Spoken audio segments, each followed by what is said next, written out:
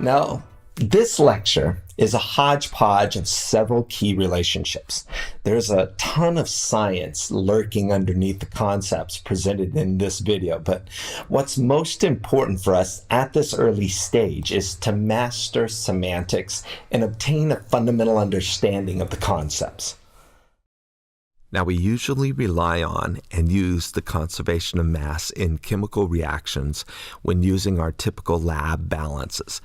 But if I was able to measure the mass with a great deal of precision, and I mean a great deal of precision, with sophisticated measuring devices designed specifically for this kind of measurement, for a common physical or chemical process, the amount of mass before and after the reaction may not be constant. Ooh. There is no conservation of mass under most conditions when measuring the mass of matter before and after a chemical process, if energy was gained or lost during the process. But this mass change is so tiny on a regular chemical balance, we would never see such a variation, so we ignore it. That being said, this mass difference is easy to measure in nuclear processes and is a hallmark of nuclear reactions. So what does this mean? Well, mass is not necessarily absolute. Mass can be converted into energy, particles can be torn apart and converted to different particles, and the total mass is usually not conserved. And if matter travels at very high speeds, the mass can even increase. Thanks to our friend Mr. Albert Einstein, we now know more about what happens to the missing mass in processes. Much of the mass is now in the form of energy. He proposed that there is a mass-energy equivalence represented by his famous equation, E equals mc squared, where m is the mass of matter at rest, not moving, and c is our old friend, the speed of light. Now, this is not to say that mass is energy and energy is mass. Physicists will tell you that it's not that simple. Energy and mass are two different things. One way that I've heard it explained that I like is that matter is stuff, and energy is something that stuff has. When we think about a mass-energy equivalence, we are saying that mass has an energy equivalence that would be equal to its rest mass through the equation E equals mc squared, plus any other forms of energy that are stored within the matter. The most prevalent type of energies stored in matter is kinetic energy, which is energy in the form translational motion or motion of the particles moving around in the lab, plus rotational motion, which is the motion of particles rotating about their center of mass, plus vibrations, which is the motion due to the atoms within the particles vibrating, and finally, interparticle interactions, which are energy stored in the bonding between particles.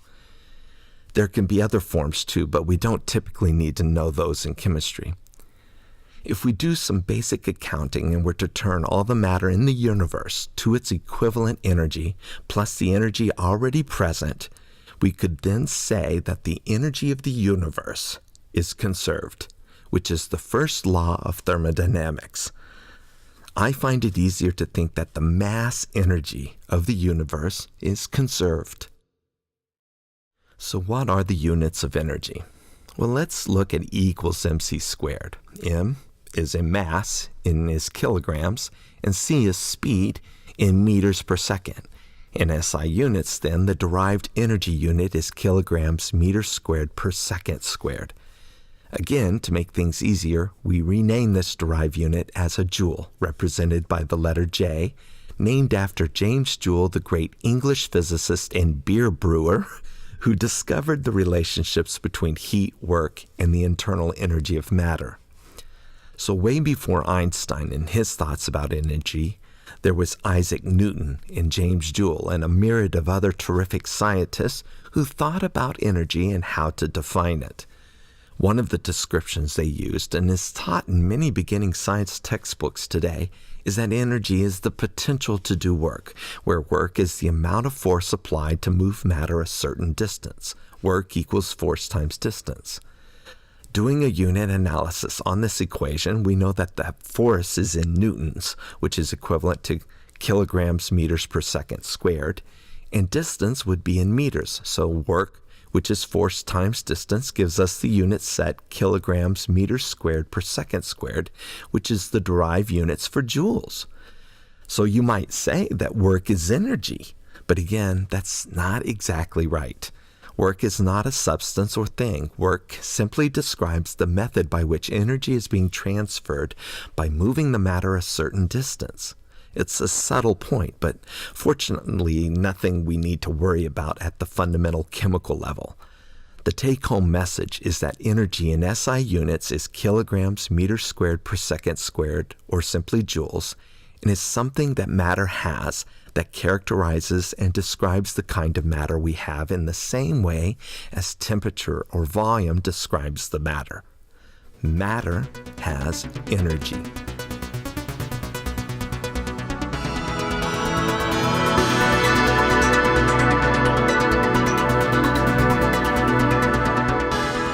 A piece of matter has one of four common forms, or what is called phases of matter. These phases are solid, liquid, gas, and plasma.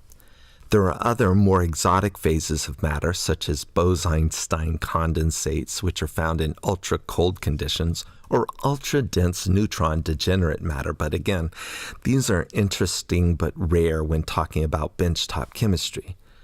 That being said, we will also not deal with the high-energy phase of matter called plasmas, which are very common and found in stars and plasma TVs, but not very common in benchtop chemistry.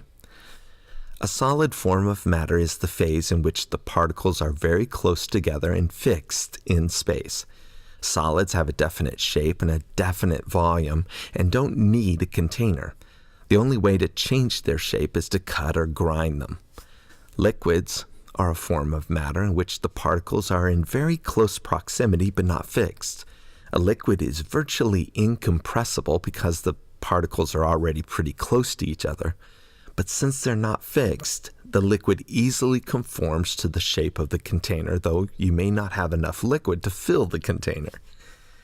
Gases are when the particles are relatively far apart, making them very compressible, easily conforming to the shape of the container, and gases expand to fill the container. If we were to look at these forms of matter, relative to the physical property density, we would expect the solid form of a piece of matter to have a higher density than its liquid form, which would have a greater density than its gas form. Looking at matter relative to its energy content, we would expect solids to have the lowest average kinetic energy content, since most matter becomes solid if we get it cold enough.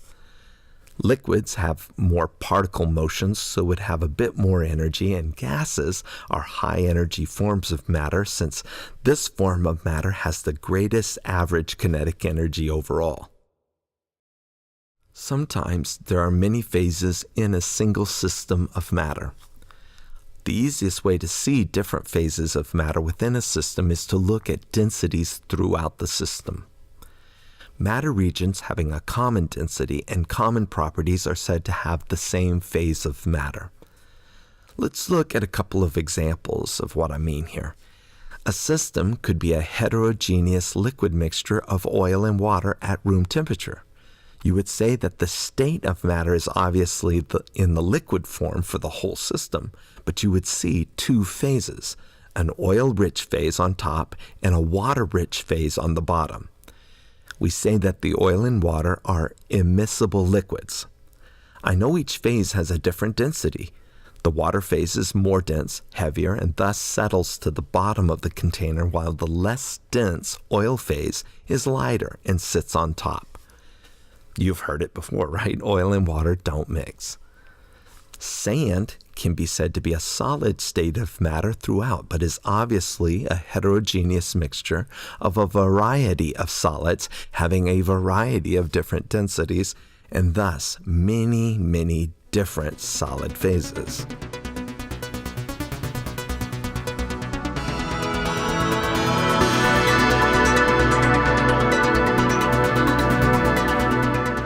This brings us to the final description of matter, which we call the system state, or state of the system of matter.